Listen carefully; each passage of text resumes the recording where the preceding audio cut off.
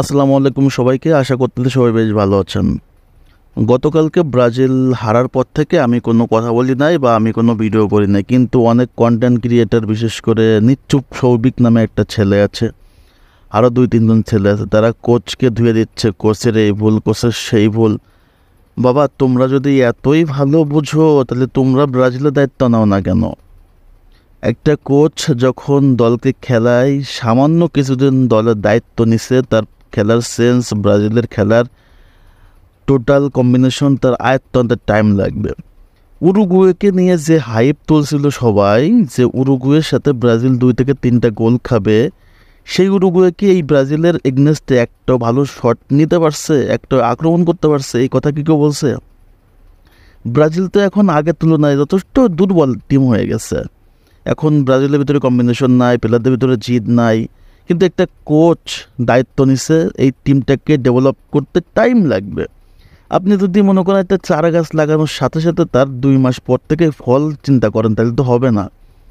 একটা দল দীর্ঘদিন কাপ পায় নাই, আর্জেন্টিনা, তারা কিন্তু লাস্ট কাপ পাইছে। তাদের এর ভিতরে তারা অনেক কোচ চেঞ্জ করছে, দিয়াগো ম্যারাডোনার মতো কোচ আসছে, সেও কোনো কাজ করতে পারে নাই। সাম্পাওলি আসছে, আলেকজান্ডার সাবেলা আসছে, শেষ পর্যন্ত এসে তাদের লিওনেল স্কলোনি সাকসেসটা পাইছে। এখন আমার কথা হচ্ছে যে ব্রাজিলের কোচ দরিভাল জুনিয়র দায়িত্ব নেওয়ার পর থেকে ব্রাজিল কিন্তু এখনো আনবিটেন। গতকালকে ম্যাচটা হচ্ছে টাইব্রেকার, এটা কোনো হার না, এটা কোনো হার না।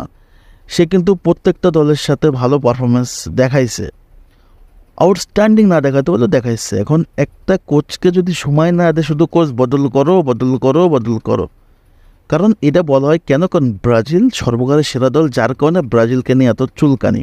আর নিশ্চুপ সৌভিক মানে একটু সিম্প্যাথি ব্রাজিলকে নিয়ে ভিডিও করে, যার কারণে সে সিম্প্যাথি পাওয়ার জন্য এটা করে। চুদ না বেটা, তুই খেলার কী বালটা বুঝোস? হ্যাঁ, সারাক্ষণ ওই দরিভাল নিয়ে পড়ে থাকিস, এর আগে তুই দেখে নিয়ে পড়েছিলেন। একটা কোচকে চাই খেলাটা খারাপ করার জন্য? হ্যাঁ, এদের মিলে তো যে প্লান্টেশনটা নিছে, ফার্স্টে নিছে, যদি ওই জায়গায় ফার্স্টে গ্যাব্রিয়েল মার্টিনেলি নিত, মিস করে, তাহলে কী হতো? তোদের মেসি যে বাপ মিস করছে, তোদের মেসি মিস করে নাই? তোদের মেসি তো বিশ্বসেরা প্লান্টি টেকার, সে মিস করলো কেমনে? সেটা নিয়ে সমস্যা নেই। আমাদের ডগলাস লুইস মিস করছে, আমাদের এদের মিলিত মিস করছে, সমস্যা।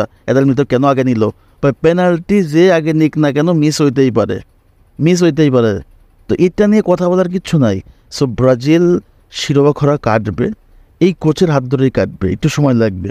আপনারা যতই শর্টপট করেন, খেলার আগে সবাই বলছিলেন উরুগুয়ে ব্রাজিলকে 3-4টা গোল দিবে, ব্রাজিলের যে দল উরুগুয়ে ব্রাজিলকে উড়াই দিবে। ভাই, একটা আক্রমণ করতে পারছে, সে তুলনায় তো ব্রাজিল ভালো খেলছে। ফিনিশিং ভালো হলে একটা গোল দিত ব্রাজিল। রাফিনার 1-1 গোল হতো, এনডিকে একটা পাস দিয়েছিল, সেখানে রাফিনা মিস করছে, সেটা একটা গোল হতো। তো ব্যাপারটা হচ্ছে ভাই, ব্রাজিলের প্লেয়ারদের ডেডিকেশনও আছে, ব্রাজিল প্লেয়াররা কামব্যাকও করবে, একটু সময় লাগবে। তার জন্য তোমরা ওই যে সস্তা কিছু ইউটিউবার, সস্তা কিছু কন্টেন্ট ক্রিয়েটার আচুদ না নিয়ে কথা বলবা ব্রাজিলকে নিয়ে, ব্রাজিল কোচ নিয়ে। তোমরা ভাই যদি যোগ্য থাকতে, তাহলে তোমরা ওখানে দায়িত্ব পাইতা। দরিভাল জুনিয়র যোগ্য বলেই এই দায়িত্বটা পাইছে। আমি অযোগ্য বলবো না দরিভাল জুনিয়রকে, তবে দরিভাল জুনিয়র আরও পরিণত হবে, দলকে পরিণত করবে। হুট করে তোমরা কিছু হইলে কোর্সের দোষ, কোর্সের দোষ। খেলার মাঠের ভিতরে খেলোয়াড়রা খেলতে পারতেছে না, খেলোয়াড়রা ক্লিনিক্যাল ফিনিশিং দিতে পারতেছে না, খেলোয়াড়রা পেনাল্টি মিট করতেছে, এটাকে কোর্সের দোষ? সব কোর্সের দোষই দিয়ে দাও। আর মাঠে যে খেলোয়াড়রা খেলে, তাদের কোনো দোষ নাই না? তো যাই হোক, আলোচনা বেশি বাড়াবো না। ব্রাজিল হারছে, সমস্যা নেই, ব্রাজিল আবার জিতবে।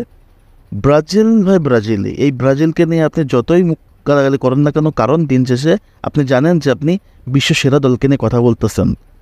সো এই দলকে নিয়ে সম্মান, রেসপেক্ট নিয়ে কথা বলবেন। আর্জেন্টিনার আবালচো দ্বারা তোমরা ভালো হয়ে যাও। তো যাই হোক, আর আলোচনা করবো না। সবাই ভালো থাকেন, সুস্থ থাকেন।